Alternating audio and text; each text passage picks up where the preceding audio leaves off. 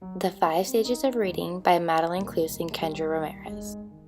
The 5 stages of reading are pre-reading, reading, responding, exploring, and applying.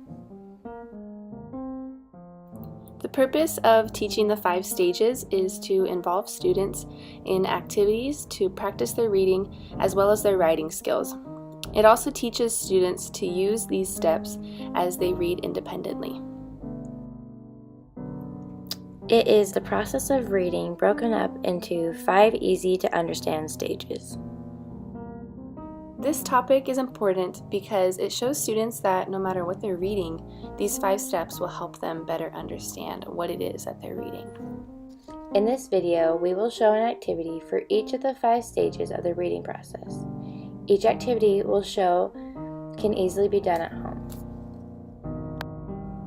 Stage 1. Pre-reading.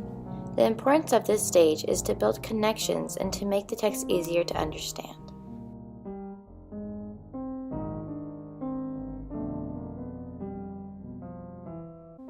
Before we read the Deep Puddle, we're going to use our pre-reading strategy.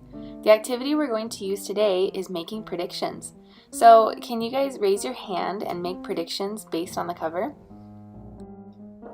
When the students are making predictions, make sure you're encouraging them and following up with questions or praise. For example, Maddie, do you have a prediction for us? "You better believe I do, Miss Ramirez. I think that the city is going to go underwater completely." Huh, why do you think that?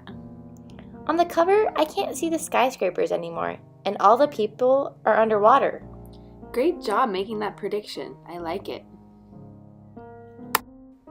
Stage 2. Reading. The importance of this stage is that it encourages students to initiate their own reading.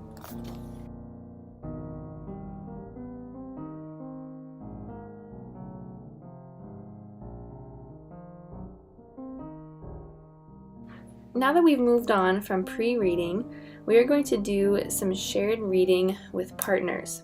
I would like you all to get with your shoulder partner and take turns reading through the book. Help each other pronounce unknown words and try to find their meanings using what we know about context clues. While doing this at home, take turns reading with your child. Make sure that the book is at their reading level. Stage 3, responding.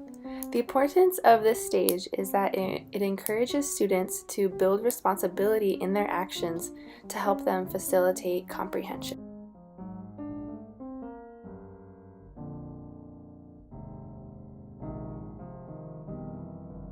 Now that we've done our pre-reading and reading, we are going to respond to what we read by writing in a reading log. I would like you guys to write down a summary of what you read and then reflect on what you learned. At home, this can be done with a simple conversation with the child to see what they learned and what they remember from the book. Stage 4. Exploring. The importance of this stage is to allow the reader to personalize their reading and deepen their understanding.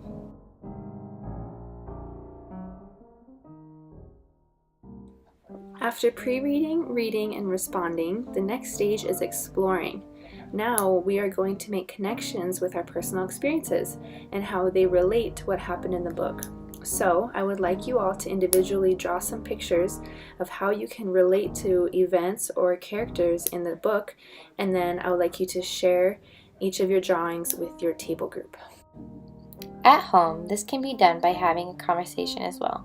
Talk to the child and see if they can make connections to their personal experiences from the book. Stage 5. Applying. The importance of this stage is that it helps students integrate learning into their own schema.